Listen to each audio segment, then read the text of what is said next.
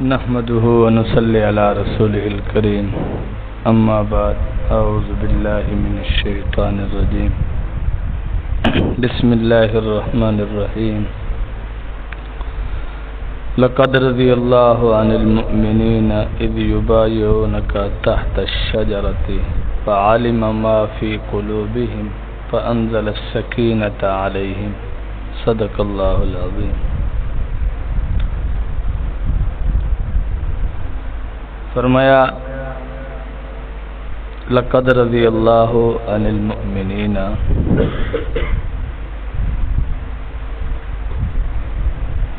جب سرکار دو جہاں صلی اللہ علیہ وسلم نے ایمان والوں سے اذ یبایعونک تحت الشجرہ، ایک درخت کے نیچے بیٹھ کر بیعت لی۔ صلح حدیبیہ کا یہ واقعہ ہے کہ رسول اللہ صلی اللہ علیہ وسلم عمرہ کی غرض سے،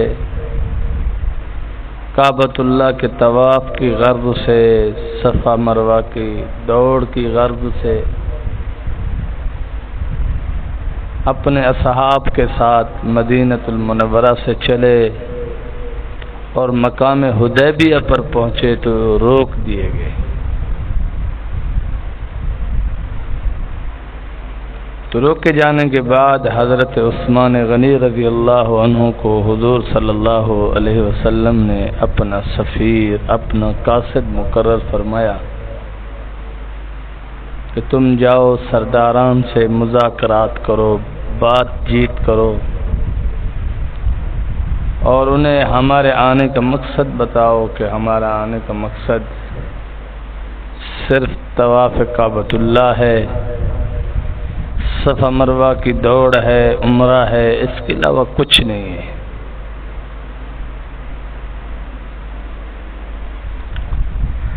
تو حضرت عثمان غنی رضی اللہ عنہ جب وہاں تشریف لے گئے، بات چیت چلتی رہی، لیکن کافر مشرکین اس بات پر آمادہ نہ ہوئے کہ رسول اللہ صلی اللہ علیہ وسلم اور آپ کے ساتھی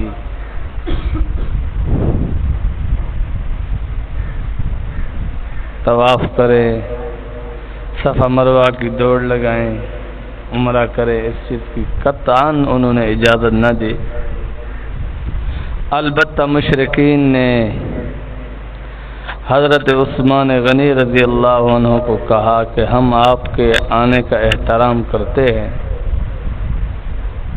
اور آپ کی عزت افزائی کے لیے کہ آپ عرب کے اور ہمارے لوگوں میں سے پہلے بہت معزز آدمی تھے، بڑے مالدار آدمی تھے اور ہیں، اس وجہ سے ہم آپ کا لحاظ کرتے ہیں، آپ جو ہے عمرہ کر سکتے ہیں، طواف کر سکتے ہیں، صفا مروہ کی دوڑ لگا سکتے ہیں۔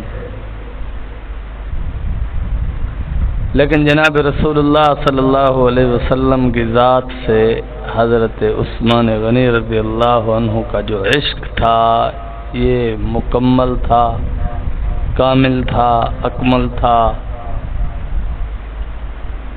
اور اس میں کسی قسم کی شک شبہ کی کوئی گنجائش نہیں تھی، اور اسی سچے عشق نے جب جوش مارا تو حضرت عثمان غنی رضی اللہ عنہ نے کافروں سے کہا کہ میں بنا اپنے آقا کے، بغیر اپنے آقا کے کیسے طواف کعبہ کر سکتا ہوں؟ میں آقا علیہ السلام کے بغیر کیسے صفا مروہ کی دوڑ لگا سکتا ہوں؟ آقا علیہ السلام کے بغیر میں کیسے حتیم میں داخل ہو سکتا ہوں؟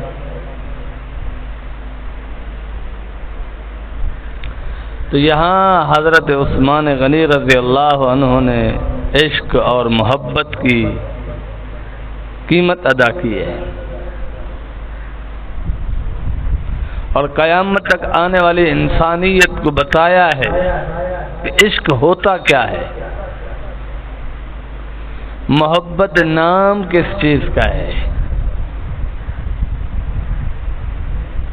محبت کو کہتے کیا ہے، محبت کیسے کی جاتی ہے، محبت کرنے کا ڈھنگ طریقہ کیا ہے، اپنے عمل سے بتایا ہے یہاں کہ یہ کوئی معمولی کام نہیں ہے۔ اور یہ بھی کہ ہم رسول اللہ صلی اللہ علیہ وسلم کے عاشق ہیں۔ حضرت عثمان نے فرمایا ہم عاشق ہیں تو ہم معمولی عاشق بھی نہیں ہیں، یہ معمولی عاشق کا کام ہوتا ہے، اپنے محبوب کو ناراض کرنا، یہ معمولی گھٹیا قسم کا عاشق جس کو مفاد پرست کہا جائے۔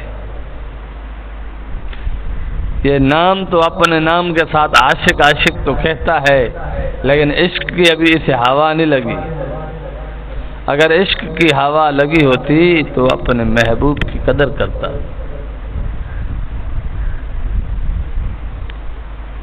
تو صحابہ کو جو عشق لگا انہوں نے قدر کی ہے۔ اور قیامت تک آنے والے عاشقوں کے لیے پیغام ہے کہ نائبین رسول صلی اللہ علیہ وسلم، جو حضور صلی اللہ علیہ وسلم کی محبت سکھانے والے، سند یافتہ، تربیت یافتہ، فیض یافتہ، صحبت یافتہ، یہ ساری ڈگریاں جن کے پاس ہوں گی، پھر اجازت یافتہ ہو کہ جا کر آگے لوگوں کی تربیت کرے، تو ان کے ساتھ ایسی محبت ہوگی تو جناب رسول اللہ صلی اللہ علیہ وسلم کے فیضان میں سے ہمیں بھی کچھ مل جائے گا۔ کیونکہ یہ جو محبت خدا ہے، محبت رسول ہے، یہ سینہ در سینہ آ رہی ہے۔ کونوا مع الصادقین جو اللہ نے قرآن پاک میں ارشاد فرمایا، یہ ایسی چیز ہے کہ یہ سینہ بسینہ آ رہی ہے، اس کا تحمل نہ اوراق کر سکتے ہیں، نہ پہاڑ کر سکتے ہیں، نہ ہی کوئی ایسا آدمی جو اہل اللہ سے ہٹ کر اکیلا اپنے طور پر کوئی ایسا کسب کرے کہ وہ کہے کہ میں ولایت کے اعلی مقام پر پہنچ جاؤں گا، نہیں پہنچ سکتا، کبھی نہیں پہنچ سکتا جب تک اہل اللہ کے ساتھ نہیں بیٹھے گا، اہل اللہ کے قدموں میں نہیں بیٹھے گا، یہ چیز اس کو حاصل ہونے والی نہیں ہے۔ جیسے علم ہے، ظاہری علوم پڑھے جا رہے ہیں، تو ظاہری علوم نقوش کو جو حاصل کیا جا رہا ہے، یہ بھی بغیر استاد کے، چاہے جتنی بڑی معلومات رکھتا ہو، مطالعہ کرتا ہو، دنیا کی ہر کتاب پڑھتا ہو، اگر اس کا استاد نہیں ہے، یہ کامیاب انسان نہیں ہے، یہ لوگوں میں اصلاح و احوال کا باعث نہیں ہے، یہ لوگوں میں محبت کا باعث نہیں ہے، یہ لوگوں کے اندر فساد کا باعث بنتا ہے، یہ لوگوں کے اندر فتنے کا باعث بنتا ہے، یہ لوگوں کے اندر لڑائی جھگڑے اور فرقہ واریت کا باعث بن سکتا ہے، یہ لوگوں کے اندر رہ کر محبت کا باعث، رسول اللہ صلی اللہ علیہ وسلم کے عشق کا ذریعہ، اللہ کے عشق کا ذریعہ، قرآن پاک کی حقیقت کو سمجھنے کا ذریعہ، رسول اللہ صلی اللہ علیہ وسلم کے مبارک احادیث کو سمجھنے کا، صحیح معنی سمجھنے کا ذریعہ نہیں بن سکتا۔ ذریعہ بننے کے لیے استاد بنانا ضروری ہے، اور پھر اس استاد کا ادب ضروری ہے، اور دل اور جان سے ضروری ہے۔ ظاہری استاد کا ادب کرنا، ظاہری استاد کے سامنے اچھا بن کر رہنا، لیکن جو تعلیم کے متعلق، تربیت کے متعلق استاد احکامات دیتا ہے، جو اصلاح کے حوالے سے استاد تفصیلات بیان کرتا ہے، اور طالب علم اس کی پرواہ نہیں کرتا، لیکن ظاہری طور پر ادب کرتا ہے، یہ کوئی فائدہ نہیں ہے۔ دلی طور پر یہ بے ادب ہے۔ اگر اس کا تعلق قلبی ہوتا، دل کے ساتھ اس کا تعلق اپنے استاد کے ساتھ ہو، تو پھر قلب دل یہ مطالبہ رکھتا ہے کہ یہ جو انسان محبت کا دعوے دار ہے، ادب کا دعوے دار ہے، جیسے وہ سامنے احکامات کو مانتا ہے، تو غیر موجودگی میں اس سے بھی زیادہ سنجیدگی کے ساتھ، سمجھداری کے ساتھ احکامات پر عمل کرتا ہے۔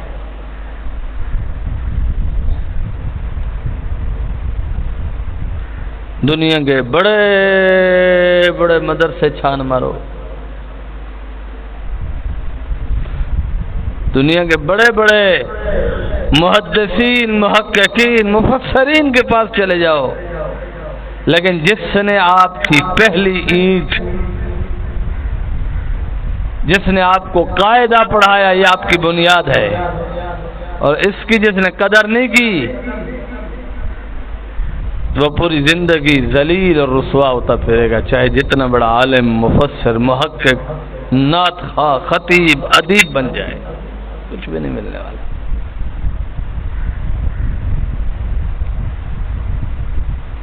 کیونکہ جس نے قاعدہ پڑھایا اس کی قدر ختم ہو گئی۔ پہلی اینٹ جب صحیح نہیں ہوگی، بتاؤ پوری عمارت کس کھاتے کی ہے؟ کسی کام کی نہیں ہے۔ جس نے پہلا لفظ پڑھایا،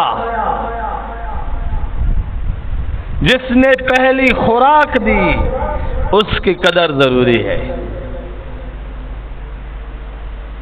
اور اسی طرح آپ کی جس اللہ والے سے نسبت ہے، اس نسبت میں بھی یہی چیز ہے کہ اگر آپ کا ان کے ساتھ قلبی تعلق ہے، دل و جان کے ساتھ ادب ہے، دل و جان کے ساتھ اصلاح کے حوالے سے جاری ہونے والے احکامات پر عمل ہو رہا ہے، اصلاحی معاملات پر عمل ہو رہا ہے، تربیت کے حوالے سے جو وہاں سے احکام جاری ہوتے ہیں اس پر عمل ہو رہا ہے، اپنی عقل سے، اپنے علم سے اس کو تولنے کی کوشش نہیں کرتا، بس جو احکام جاری ہو رہے ہیں تربیت کے حوالے سے شیخ کر رہا ہے، اس کو مانے گا تو یہ عشق حقیقی ہے، اور یہ بندہ قلب میں قرار اور سکون پائے گا۔ ورنہ کیا کرے گا؟ اس چوک پہ بیٹھے گا، اس چوک پہ بیٹھے گا، اپنے استادوں کی برائی کرتا رہے گا، اپنے پیر و مرشد کی برائی کرتا رہے گا، بزرگوں کی، اہل اللہ کی برائی کرتا رہے گا، اور اس کا سبب وہ نہیں ہے، اس کا سبب اس کی بنیادی طور پر بے ادبی ہے، گستاخانہ اس کی طبیعت ہے، گستاخانہ اس کا مزاج ہے، اور اس کی منمانی نفس پرستی ہے کہ جو میرے دل میں آئے میں کروں گا بس، وہ کبھی منزل مقصود پہ نہیں پہنچتا، کبھی بھی جانور کا جانور رہے گا۔ انسان بھی حیوان ہے، جس نے منطق پڑھی اس کو پتہ ہے، عموم خصوص مطلق یہی ہے کہ حیوان عام ہے،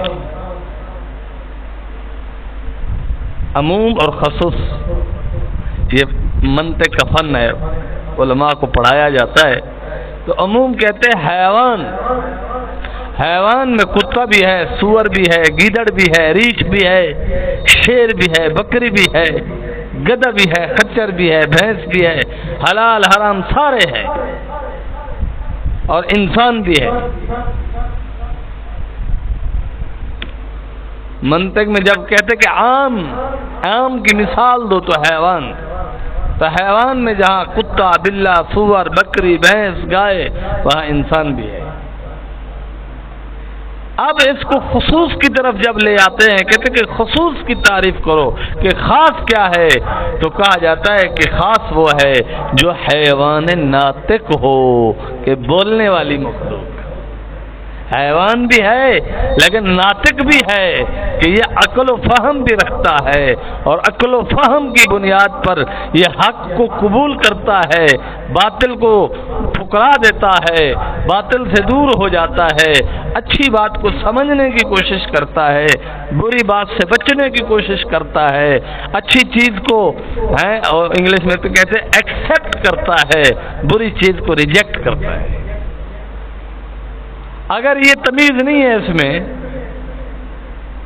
تو پھر یہ عام ہے،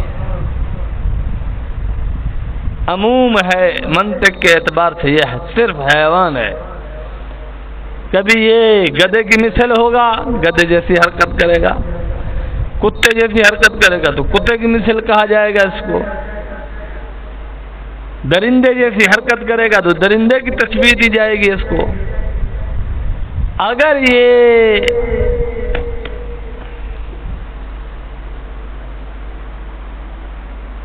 اپنی نسبت اچھائی اور برائی میں فرق کرے گا، سیاہ اور سفید میں فرق کرے گا، ہدایت اور گمراہی میں فرق کرے گا، تو پھر یہ حیوان نہیں ہوگا، پھر یہ خاص ہو جائے گا کہ عموم و خصوص مطلق، یہ عموم سے نکل کر خصوص ہو جائے گا، خاص ہو جائے گا کہ یہ فی نفسی ہی تو حیوان ہے، لیکن اپنے صفات عالیہ کے اعتبار سے، سمجھ اور فہم کے اعتبار سے، عقل اور دانائی کے اعتبار سے یہ حیوان نہیں، ناطق ہے کہ یہ اچھائی اور برائی میں فرق کرتا ہے، اندھیرے اور روشنی میں فرق کرتا ہے، جہالت اور علم میں فرق کرتا ہے، اور اچھے اور برے میں فرق کرتا ہے۔ اگر نہیں کرتا تو پھر یہ جانور ہے، اور جانور میں جیسی حرکت کرے گا وہ کہلائے گا۔ اگر ان چیزوں میں فرق کرتا ہے تو یہ جرت اور بے باکی کا پہاڑ ہوگا، تو اس کو شیر سے تشبیہ دی جائے گی۔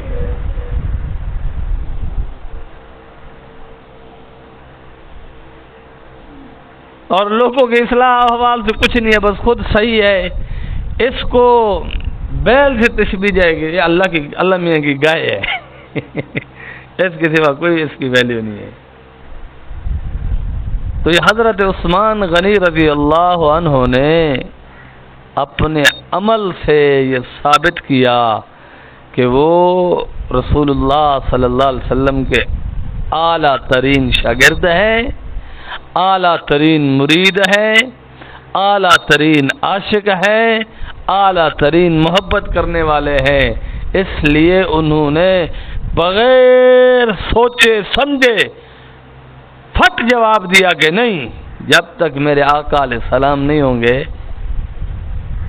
میں طواف نہیں کر سکتا، میں صفا مروہ کی دوڑ نہیں لگا سکتا، میں جو ہے وہ عمرہ نہیں کر سکتا، عمرے کے افعال نہیں کر سکتا جب تک میرے آقا علیہ السلام میرے ساتھ نہیں ہوں گے۔ تو آپ کا یہ عاشقانہ عمل اللہ کو اتنا پسند آیا، اتنا پسند آیا، اتنا پسند آیا کہ اللہ رب العالمین نے قرآن کریم میں اس کو ذکر کرنے کے لیے کہ 1450 صحابہ جناب رسول اللہ صلی اللہ علیہ وسلم کے ہاتھ پر بیعت کر رہے ہیں۔ کیسے؟ اسی دوران حضرت عثمان غنی رضی اللہ عنہ جب سرداران سے بات چیت نہیں بنی تو جو غریب مسلمان مکہ میں رہتے تھے ان کے پاس تشریف لے گئے اور ان کو آہستہ آہستہ سے بتایا، بھائی آقا علیہ السلام آپ کو سلام بھیج رہے ہیں، اور آقا علیہ السلام فرما رہے ہیں گھبراؤ نہیں، ہم جلد مکہ فتح کر لیں گے۔ تو ان کے کسی مخبر کو پتہ چل گیا، اس نے جا کے سرداروں سے کہہ دیا، اور ادھر افواہ اڑ گئی کہ مشرکین نے حضرت عثمان غنی رضی اللہ عنہ کو شہید کر دیا۔ تو جناب رسول اللہ صلی اللہ علیہ وسلم نے فرمایا، کون ہے آج جو عثمان کا بدلہ لینے کے لیے میرے ہاتھ پہ بیعت کرے؟ تو 1450 صحابہ نے حضور صلی اللہ علیہ وسلم کے ہاتھ پر ہاتھ رکھا، بیعت کی۔ تو اللہ نے اسی کو بیان فرمایا، لَقَدْ رَضِيَ اللَّهُ عَنِ الْمُؤْمِنِينَ إِذْ يُبَايِعُونَكَ تَحْتَ الشَّجَرَةِ۔ اور یہ کوئی ایسی بیعت نہیں تھی ٹکر شکر والی، کوئی لنگر منگر والی، فعلم ما فی قلوبہم، اللہ نے فرمایا کہ ہم ان کے دلوں میں دیکھ رہے تھے، ہم جانتے ہیں کہ ان کے دلوں میں کیا تھا۔ فعلم ما فی قلوبہم، جو کچھ ان کے دل میں تھا اللہ کے علم میں ہے۔ تو ظاہری ادب استاد کا ہو رہا ہے، ظاہری ادب پیر و مرشد کا ہو رہا ہے، لیکن اللہ رب العالمین فعلم ما فی قلوبہم، دلوں کی حالت جانتے ہیں کہ طالب علم استاد کی قدر دل سے کر رہا ہے یا ظاہری طور پر صرف دکھاوا کر رہا ہے، چکمہ دینے کی کوشش کر رہا ہے یا حقیقتاً با ادب ہے۔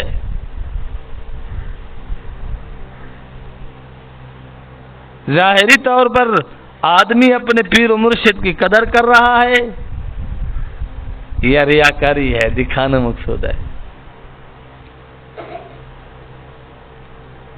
تو دل سے جو تعلق ہے یہ بہت بڑی چیز ہے۔ تو حضرت عثمان غنی رضی اللہ عنہ کی اس ادا کی وجہ سے یہ بیعت ہوئی، اور بیعت کرنے والے سچے پکے کھرے لوگ تھے، اس لیے اللہ نے فرمایا لقد رضی اللہ، تحقیق پکی بات ہے اللہ ان سے راضی ہو گیا، اللہ ان سے راضی ہو گیا، عن المؤمنین، جو وہ مومنین تھے۔ کیوں راضی ہو گیا؟ کہ انہوں نے جب رسول اللہ صلی اللہ علیہ وسلم کے ہاتھ پر ہاتھ رکھا تو ان کے دل بالکل صاف اور شفاف تھے، خالصتاً ان کے اندر ادب تھا، احترام تھا، عشق ہی عشق تھا، محبت ہی محبت تھی۔ تبھی تو میرے مولا نے فرمایا فعلم ما فی قلوبہم، اللہ نے جب ان کے دلوں کو جان لیا کہ ان کے دل پاک صاف ہیں، صدق کے دل سے یہ رسول اللہ صلی اللہ علیہ وسلم پر قربان ہونے والے، رسول اللہ صلی اللہ علیہ وسلم کے فرمان کو ماننے والے، رسول اللہ صلی اللہ علیہ وسلم کی اتباع کرنے والے، آپ پر اپنے جان مال نچھاور کرنے والے ہیں، تو اللہ نے فرمایا فَأَنزَلَ السَّكِينَةَ عَلَيْهِمْ، اللہ نے ان کے دلوں پر نور سکینہ نازل فرما دیا، فَأَنزَلَ السَّكِينَةَ عَلَيْهِمْ، کہ ان کو اطمینان عطا فرما دیا۔ بڑے چکمے دیتے ہیں آج لوگ، ٹھیک ٹھاک چکمے دیتے ہیں، اور یہ بھی کہتے ہیں حضرت صاحب آپ کی دعا نے اثر نہیں کیا۔ دعا تو کرا ہی ہے، اصل قلبی تعلق نہیں تھا، دل کے ساتھ گہرا تعلق نہیں تھا، دل میں ادب نہیں تھا، دلی طور پر احترام نہیں تھا، دلی طور پر عقیدت نہیں تھی، دلی طور پر اس کو اعتماد اور بھروسہ نہیں تھا، بس صرف اتنا بات تھی کہ دعا کراتا ہوں شاید کام ہو جائے۔ تو پھر شاید آپ نے شاید کہا، حقیقتاً کام نہیں ہوا۔ حضرت صاحب دعا کرا گئے ہیں، بالے کو شاید ونڈا گئے، اثر نہیں کیا، تو اثر ہو کیسے؟ جو چیز اثر ڈالنے والی ہے وہ تقویٰ ہے، جو چیز اثر ڈالنے والی ہے وہ ادب اور احترام ہے، تو یہ چیز ضروری ہے۔ اور صرف یہاں نہیں، حضرت عثمان رضی اللہ عنہ کا کمال صرف یہاں نہیں، مدینہ المنورہ میں جب خارجیوں نے حضرت عثمان رضی اللہ عنہ کو شہید کرنے کے لیے آئے، وہ مٹھی بھر تھے۔ ارے صاحب چند لوگ تھے بس،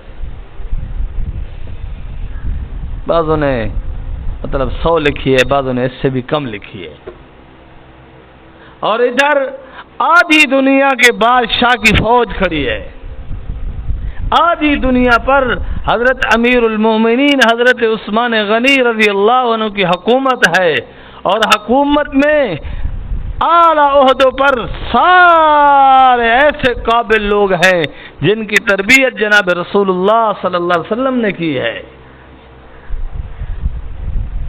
اور حضرت علی المرتضی رضی اللہ عنہ حاضر ہوئے. گزارش کی امیر المومنین آپ ہمیں اجازت عنایت کرو، یہ چند ہیں، ہم ہزاروں ہیں، ہم بہت بڑی فوج ہیں، ہم ان کا کلا کما کر لیتے ہیں، ان کو قتل کر دیں گے یہیں پر.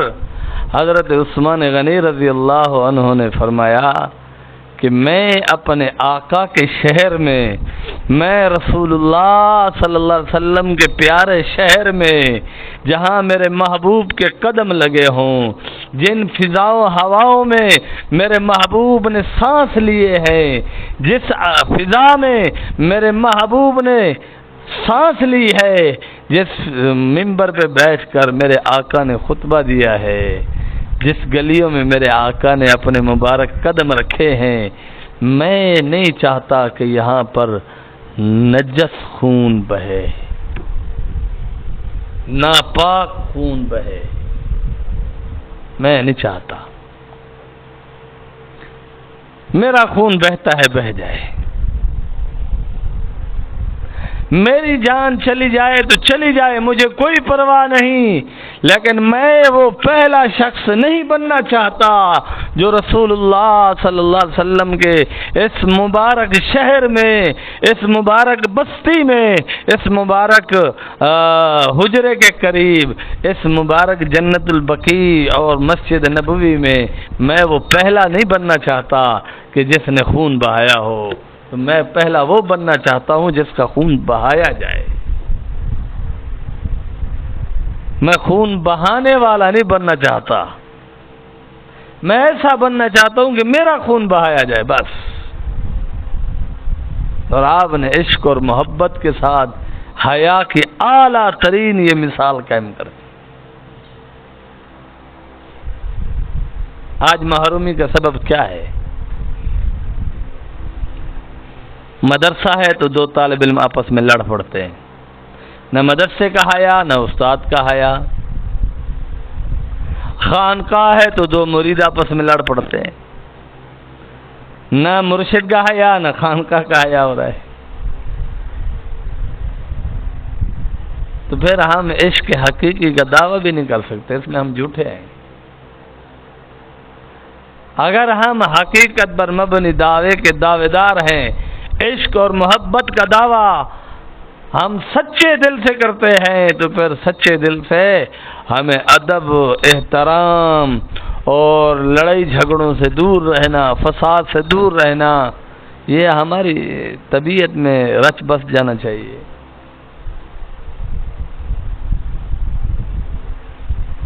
کمی کوتاہی ہے تو اصلاح کی فکر ہونی چاہیے، لیکن نہیں ہے سوچ. آج معاشرے کی سوچ یہ ہے کہ بس پیسہ ہو، دولت ہو، اور اللہ والوں سے صرف اتنی تعلق ہو کہ وہ ہمارے حرام پر مہر لگا دیں. اتنے سے تعلق.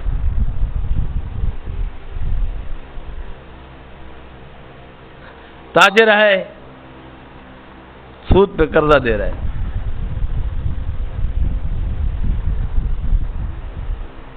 اور کہتا کیا ہے؟ حضرت صاحب پریشانی ہے. میں نے دیکھا ہے قاری صاحب لاکھوں روپے کی جائیدادیں ہیں، لاکھوں کی. تھوڑی بہت دولت نہیں، بہت زیادہ دولت ہے، اچھی خاصی دولت ہے، کروڑوں روپے میں کھیلنے والے ہیں، لیکن کہتے ہیں حضرت پریشانی نہیں جا رہی. گھر بھی ماشاءاللہ اعلیٰ ہے، گھر میں کولر پنکھے ہیں، دکانوں پہ کولر پنکھے لگے ہوئے ہیں، کار بھی اے سی والی ہے، لیکن اس دل میں آگ لگی ہوئی ہے، اس دل میں بے چینی اور بے قراری ہے جو جانے کا نام ہی نہیں لے رہی.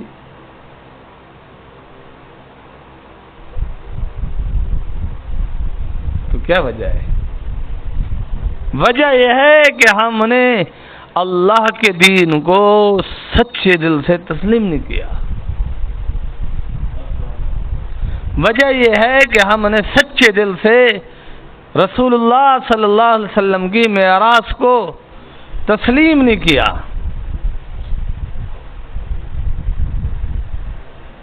مجھے ایک مولوی صاحب کہہ رہے تھے کہ جی معاشرے کے لوگ دین نہیں چاہتے. میں نے کہا تو نے بڑا اچھا حسن ظن کیا ہے کہ تو یہ سوچتا ہے کہ معاشرے کے لوگ دین نہیں چاہتے، جبکہ میں یہ کہہ رہا ہوں کہ لوگ دین کو برداشت ہی نہیں کر رہے. میرا دعویٰ یہ ہے کہ لوگ دین کو برداشت ہی نہیں کرنا چاہتے. نکاح کی تقریب ہوگی، عالم نہیں ہوگا. نکاح کی تقریب ہوگی، قاری نہیں ہوگا. نکاح کی تقریب ہوگی، محلے کا امام صاحب نہیں ہوگا. شادی ہوگی، نہیں ہوگا، نہیں بلائیں گے. وہ کہتے ہیں کہ بھئی نکاح میں مولویوں کا کیا کام ہے؟ شادی پہ مولوی صاحب کا کیا کام ہے؟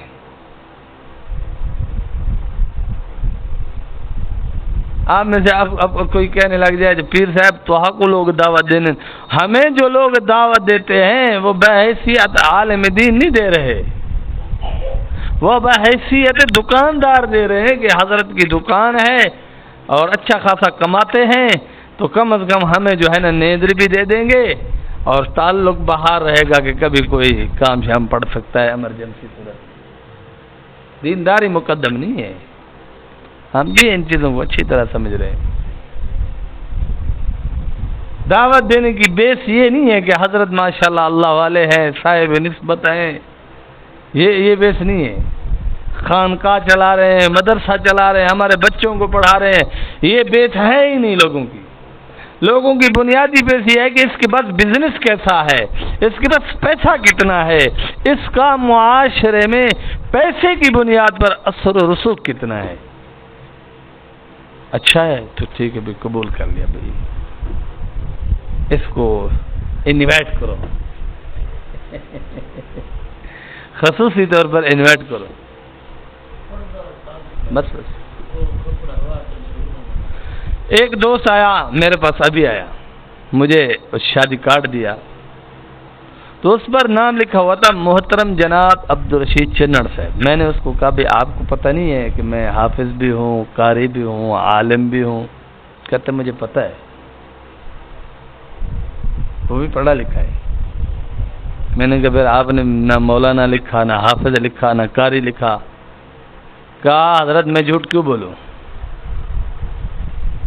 آپ کا اور ہمارا وہ بزنس میں تھوڑا ایک دوسرے کے ساتھ تعلق رہتا ہے، لین دین رہتا ہے، تو اس بنا پر میں نے آپ کو دعوت دی ہے، اس بنا پر نہیں دی ہے کہ آپ حافظ ہو، قاری ہو، عالم ہو.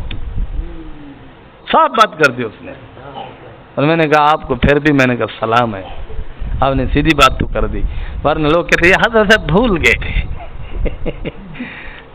سیدھی بات تو کر دی نا اس نے. تو بھئی ہم بھی سمجھ رہے ہیں کہ دین، مولوی صاحب نے بڑا حسن ظن رکھا کہ لوگ دین نہیں چاہ رہے. میں نے کہا یہ چاہت مہت والی بات چھوڑو، لوگ دین برداشت ہی نہیں کر رہے. تم نے چاہت کی بات کر دی، بہت بڑی بات ہے. حضرت ہم نے چاہا یا نہیں چاہا یہ تو بات ہی بڑے دور کی، ہم تو برداشت ہی نہیں کر رہے. لوگ کہتے ہیں نا بھئی اس کے ساتھ آپ ماشاءاللہ یار آپ کی بڑی ہمت ہے، آپ اپنے پڑوسی کے ساتھ نبھا رہے ہیں. وہ تو جو خوش طب لوگ ہوتے ہیں وہ کہتے ہیں نبھا نہیں رہے، برداشت کر رہے ہیں. جو خوش طب پڑوسی ہوتا ہے نا، خوش طب، تنگ دل نہیں ہوتا، بڑے دل والا ہوتا ہے، ہنستے مسکرانے والا، ہنس مزہ والا، تو وہ کہتا ہے بھائی ہم نبھا نہیں رہے، برداشت کر رہے ہیں اس کو. سیدھی بات کر دیتے ہیں کچھ لوگ.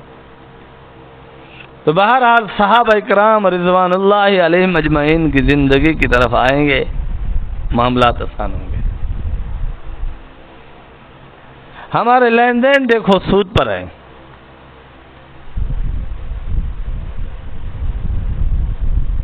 ایک آدمی نے ابھی ہمارے اڈے پہ ایک آدمی نے 1 لاکھ روپیہ کسی کو دیا، لیکن 1 لاکھ روپیہ دینے سے پہلے اس نے 10,000 روپیہ ایڈوانس لے لیے کہ یہ وہ میرا نفع ہو گیا، 1 لاکھ روپیہ یہ لے جا، لاکھ کا لاکھ مجھے واپس دینا. میں نے کہا جناب سود پہلے لو یا بعد میں لو، سود ہے. تو مجھے کہتا ہے میں اس کے ابے کا نوکر ہوں، میں اس کے ابے کا نوکر ہوں، میں 2-3 ماہ کے لیے اس کو پیسے دوں، جبکہ میں 2-3 ماہ میں 1 لاکھ سے 30-40 ہزار کما سکتا ہوں، تو میں نے پھر بھی اس پر مہربانی کی ہے، 10,000 لے رہا ہوں۔ میں نے کہا 10,000 کیا 10 پیسے لے، یہ بھی حرام ہے، باقی تو اس کے ابے کا نوکر بن یا نہ بن، میں نے تجھے کہا ہے، یہ شریعت نے تجھے کہا ہے، اگر تو احسان نہیں کرنا چاہتا نہ دے ادھار۔ کہتا ہے میں نے طے کیا ہے۔ میں نے کہا بھائی جو معاملات طے کرنے ہیں وہ بھی شریعت کے دائرے کے اندر ہونے چاہیے، شرعی احکام کے اندر معاملات کو طے کرنا اس چیز کی شریعت نے اجازت دی ہے۔ یہ سود ہو، شراب ہو، حرام ہو، رشوت خوری ہو، اس کو شریعت نے کہیں بھی اجازت نہیں دی کہ ان معاملات کو طے کر کے آپ بس۔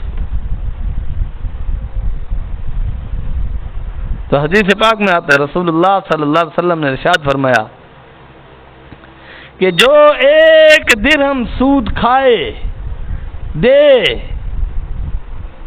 یہ ایسا ہے جیسے اس نے 70 مرتبہ اپنی ماں سے بدکاری کی۔ مسلم شریف کی حدیث ہے، صریح الفاظ میں موجود ہے۔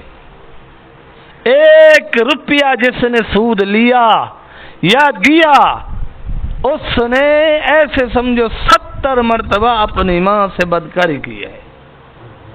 یہ میری بات تھوڑی ہے، رسول اللہ صلی اللہ علیہ وسلم کا فرمان ہے۔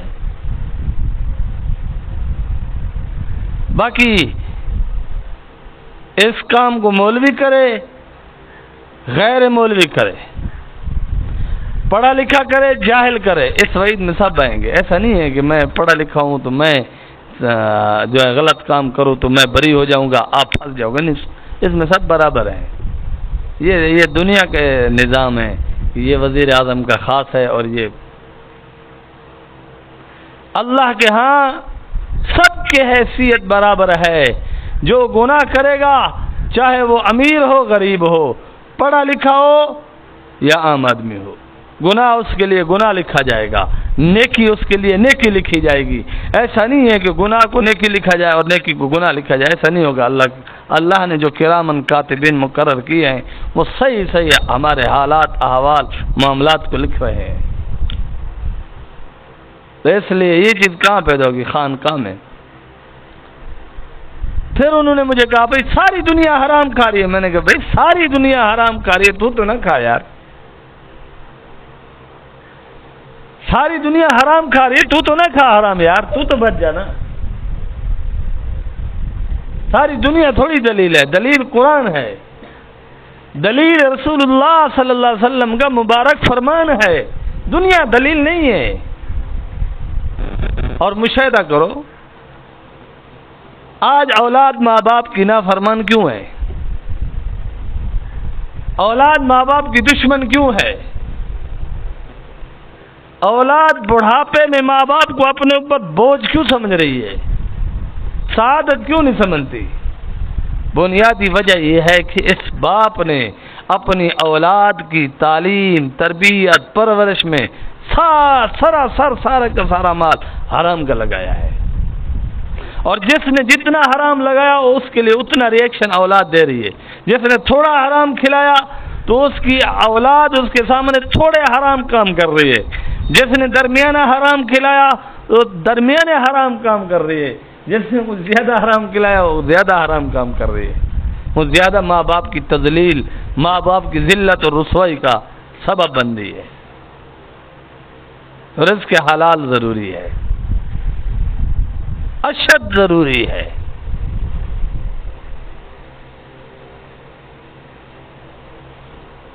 ورنہ رسول اللہ صلی اللہ علیہ وسلم نے واضح ارشاد فرما دیا،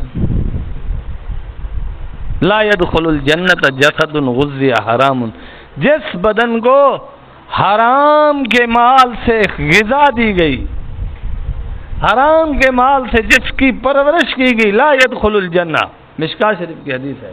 رسول اللہ نے فرمایا اللہ اسے جنت میں داخل نہیں کریں گے۔ تو ایک طرف میں ہوں، پیر ہو، مفسر ہو، محقق ہو، اس کی باتیں ہیں، ایک طرف آقا دو جہاں، سرکار دو جہاں صلی اللہ علیہ وسلم کا مبارک فرمان وہ صریح اور واضح ہے، اس میں کوئی تعویل کیا کرنی ہے۔ صاف صاف بات ہے. تو صاف صاف تعلق کو مضبوط کرنا پڑے گا. صاف صاف تعلق کو مضبوط کرنا ہوگا اہل اللہ کے ساتھ. آہستہ آہستہ آہستہ آہستہ سارے گناہ چھوٹتے چھوٹتے چھوٹتے چھوٹ جائیں گے. باقی آپ یہ سوچو کہ آپ کے اور سارے شاہ ولی اللہ بن جائیں.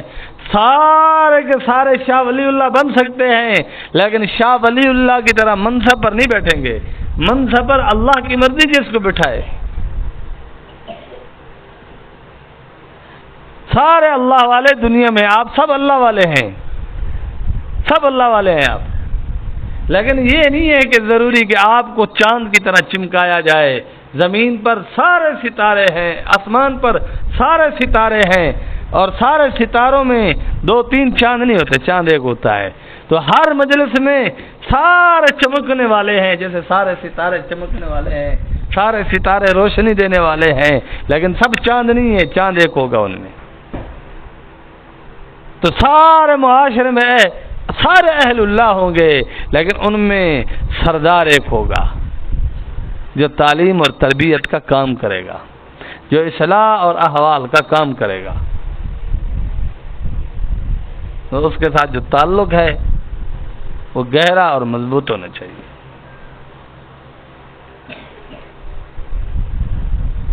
بعض ظاہری احوال کو دیکھ کر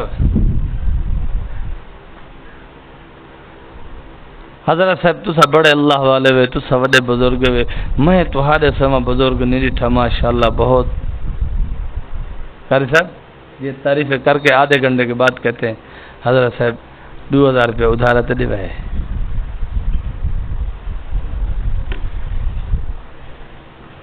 آپ نے نہ کر دی. قاری عبدالرزاق صاحب نے کہا میں نہیں دے سکتا، میری مجبوری ہے، میرا اپنے معاملات ہیں. تو پھر کیا کہے گا جس کو نہیں دیے؟ وہ کہے گا کو میں قاری صاحب میں نے نہیں یہ ولی ہے بھی کہنا. کیوں؟ کیونکہ ایسے نے میری جیب گرم نہیں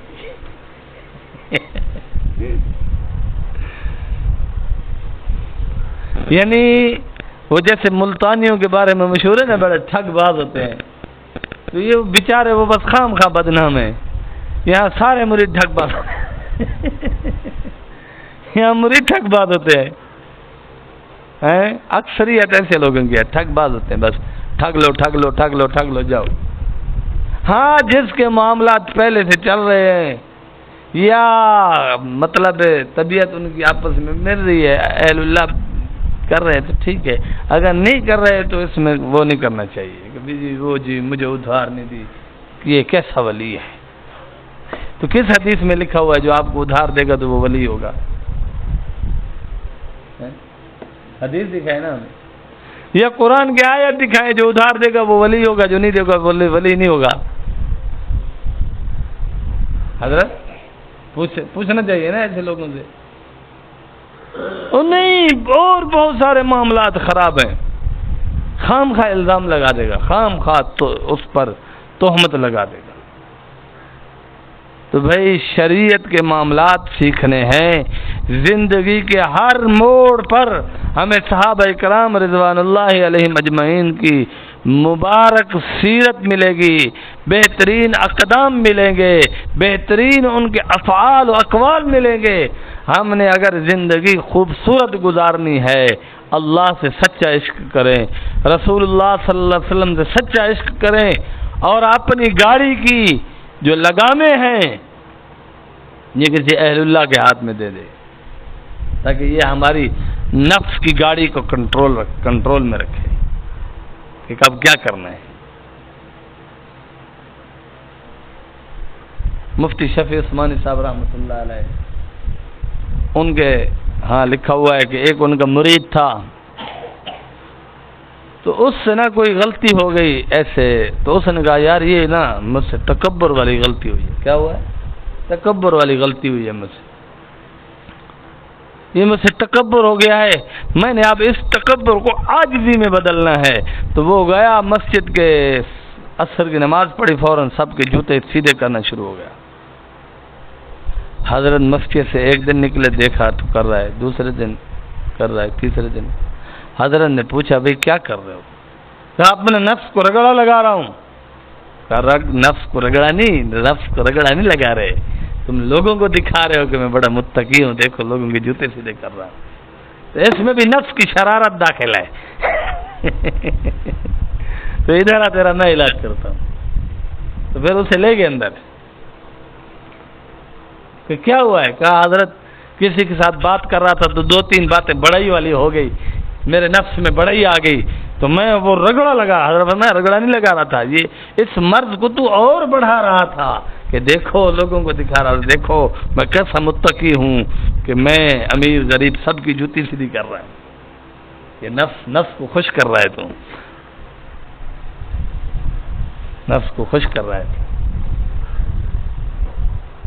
تو حضرت نے اس کا متبادل علاج تجویز فرمایا. اور جیسے حضرت تھانوی رحمۃ اللہ علیہ کے پاس خانقاہ میں ایک صوفی آ گیا تو صبح کی نماز پڑھی، معمولات ہو گئے، عشاء کے بعد حضرت گھر تشریف لے گئے تو اس نے پیچھے سے زور سے ایسے نعرے لگانے کا شروع کر دیا، اللہ اکبر اللہ اکبر. حضرت جلدی سے بیٹھا، بھائی کیا ہو گیا ہے؟ حضرت اللہ کی تعریف کر رہا ہوں. حضرت نے فرمایا سیکھنے آیا ہے سکھانے آیا ہے؟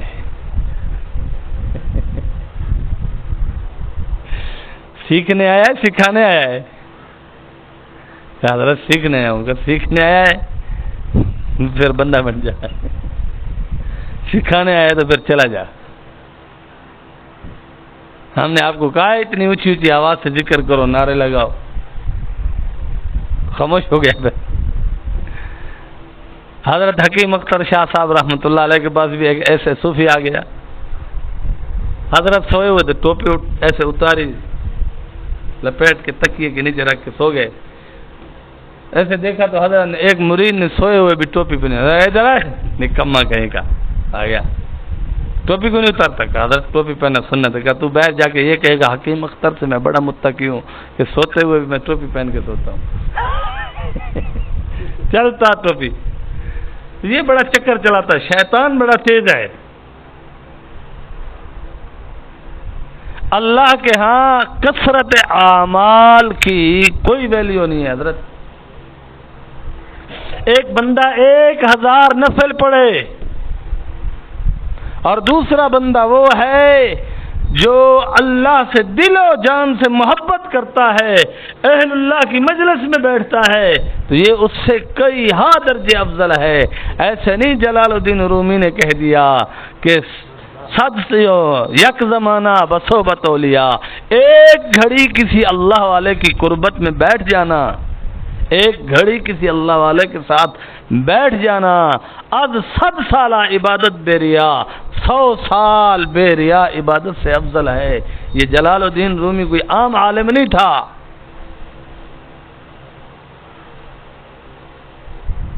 بھئی اللہ والوں کے پاس آؤ گے تو یہ علاج کریں گے. ہمیں بھی کچھ لوگ کہتے ہیں حضرت میں فلانا وظیفہ پڑھ دا فلانا پڑھ دا فلانا پڑھ دا فلانا پڑھ دا. اے دسو انہیں کوئی غلط تک ہے نہیں، ہوں دسو اصلاح کر سکتے ہیں؟ جلیل میاں لفظ چیک کرو نا، میں فلاں وظیفہ پڑھتا ہوں، فلاں پڑھتا ہوں، فلاں پڑھتا ہوں، فلاں پڑھتا ہوں. حضرت صاحب دساؤ انہیں جو کوئی وظیفہ غلط تک ہے نہیں، کہ وظیفہ بھی غلط تھی سکتے؟ چکر بازی چیک کرو. اللہ اللہ کر رہا ہے، آپ اس کو کہو غلط کر رہے ہو، کہہ سکتے ہو؟ ایک بندہ سبحان اللہ کا وظیفہ کر رہا ہے، آپ اس کو غلط کہہ سکتے ہو؟ الحمدللہ کا وظیفہ پڑھ رہا ہے، آپ اس کو غلط کہہ سکتے ہو؟ لا الہ الا اللہ پڑھ رہا ہے، آپ اس کو غلط کہہ سکتے ہو؟ درود شریف پڑھے جا رہا ہے، آپ اس کو غلط کہہ سکتے ہو؟ سورت کوثر 1000 دفعہ پڑھ رہا ہے، آپ اس کو غلط کہہ سکتے ہو؟ اب وہ آگے کہتے ہیں حضرت صاحب میں یہ وظیفہ پڑھتا ہوں، بتاؤ ان میں سے جو غلط ہو میں چھوڑ دوں. بھئی اس طرح اصلاح نہیں ہوگی، اس طرح اصلاح نہیں ہوگی. اس طرح تو میرے خیال میں آپ اپنے مرشد کو بھی کافر بنانے کے چکر میں ہو.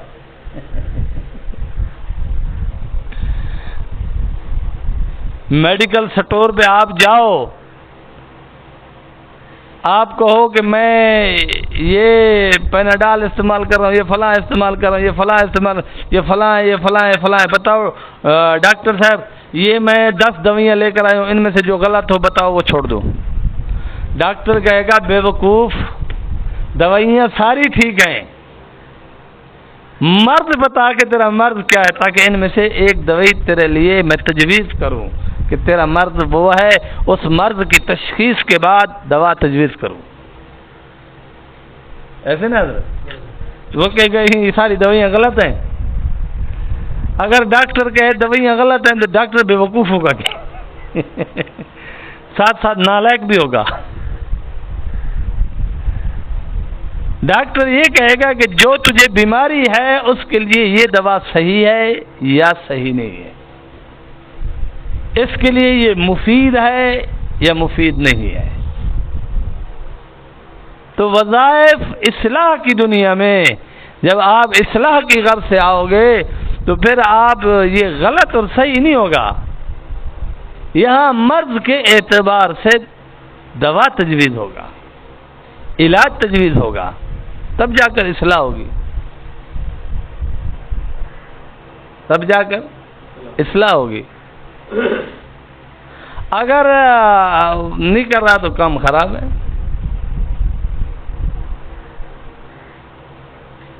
اب پیر و مرشد آ گیا، یہ نفل میں لگا ہوا ہے، یہ تسبیحات میں لگا ہوا ہے، یہ ذکر اذکار میں لگا ہوا ہے، تو شیطان اس پر حاوی ہے. شیطان اس کو کہہ رہا ہے اللہ والے کے پاس نہیں بیٹھنا، کیونکہ میں نے تو یہ نیکیاں ضائع کروا لینی ہے. تو نماز پڑھ رہا ہے، نفلی نماز، فرض پر تو کوئی پیر نہیں روک سکتا نا، فرض ہے. نفلی نماز پڑھ رہے ہو، اللہ والا آگے نماز، نفل نماز چھوڑ دو، اللہ والے کے پاس بیٹھو. وظیفہ پڑھ رہے ہو، کوئی اللہ والا آ گیا چھوڑ. نہیں حضرت صاحب تو سبا ہو، میں والے کوئی 8-10 تسبیح حالی میں جا رہا ہیں پورے کتنے والا حضرت بانے تیرے کتنے حضرت سے ٹھیک ہے پتہ تو جھمبی رکھ میں ویندا بیا. اور شیطان یہ کہتا ہے بھائی تو یہ اعمال کیے جا، کیونکہ شیطان کو پتہ ہے کہ میں اس کو بد نظری کروا کے یہ ضائع کروا دوں گا، اس کو کسی حسین کی محبت میں پھنسا کے یہ ساری نیکیاں اس کی برباد کروا دوں گا. سے آوے نا سے بڑی بڑی فصل خراب کر دینی، فصل ایوارڈ میں خراب کریں نہیں. اور اسی طرح وہ مکڑی آتی ہے، وہ بھی فصل برباد کر دیتی ہے. تو بھائی آپ نے بڑی اچھی محنت کی ہے، سب کچھ کیا ہے، لیکن اس کی حفاظت کے لیے بھی بندوبست کرو. اور اس کی حفاظت کے لیے سب سے پہلا طریقہ ادب ہے، احترام ہے، دل سے ادب، دل سے محبت، دل سے تعلق. صرف لنگر کے لیے محبت نہ ہو، ٹکر کے لیے محبت نہ ہو، جو ٹکر ہی. حضرت صاحب آپ کی خانقاہ میں ٹکر بڑا ٹائٹ تھا، بیان ٹائٹ نہیں تھا، نصیحت ٹائٹ نہیں تھی، صرف ٹکر بڑا ٹائٹ تھا کہ چاول بڑے ٹائٹ بنے ہوئے تھے، مزہ آ گیا. نہیں یہ باتیں نہیں ہونی چاہیے. نصیحت کو یاد کرو اور کہو کہ نصیحت بڑی اچھی کی آج فلاں بات مجھے بہت پسند آئی، مجھے بہت سمجھ آئی. اللہ سے دعا ہے کہ رب العالمین ہم سب کو حضرت عثمان غنی رضی اللہ عنہ کی طرح حیا والی، عشق اور محبت والی زندگی دے، جیسے انہوں نے رسول اللہ صلی اللہ علیہ وسلم کے بغیر.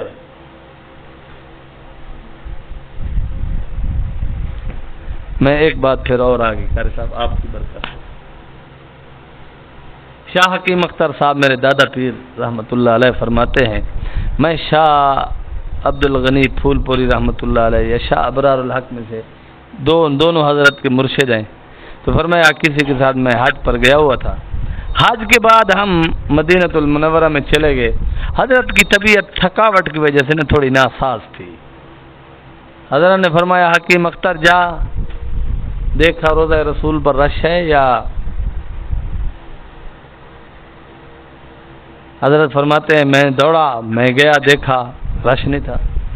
میرے دل نے کہا جلدی کر حکیم اختر، تو درود و سلام پیش کر، حضرت کو پھر جا کے بتا. میں ایسے قدم اٹھانے لگا ہی تھا کہ پھر رک گیا. میں نے کہا نہیں نہیں نہیں نہیں نہیں نہیں، اپنے مرشد کے بغیر نہیں جاؤں گا. تو فرمایا جیسے میں واپس آیا نا تو میرے پیر مرشد نے کہا حکیم اختر کیا احوال ہے؟ کہ حضرت بالکل صاف ہے معاملہ، عوام نہیں ہے، رش بہت کم ہے، بہت چند لوگ ہیں، اکا دکا لوگ پھر رہے ہیں اس طرف. کہا تو نے سلام پیش کر لیا؟ کہ نہیں. حضرت نے فرمایا تو نے کمال کیا ہے آج، آؤ ہم آپ کو رسول اللہ کے پاس لے چلتے ہیں. تو فرمایا ایسے ہاتھ پکڑا کہ آؤ ہم آپ کو رسول اللہ کے پاس لے چلتے ہیں. حکیم اختر فرماتے ہیں اس سے پہلی زندگی اور اس کی بعد والی زندگی میں زمین و آسمان کا فرق ہے. محبت کی بات ہے نا. وہ آگے کھڑ پیرا تو ڈھٹا پی ڈھٹا پیا آج والے لوچ بدتمیز ہے نہیں تو مریض. ہاں تو پیارا میں کھا دیا ہوں. سمجھنا چاہیے ان باتوں کو. تو بہرحال اللہ سے دعا عمل کی توفیق عطا فرمائے. وآخر دعوانا ان الحمدللہ رب العالمین.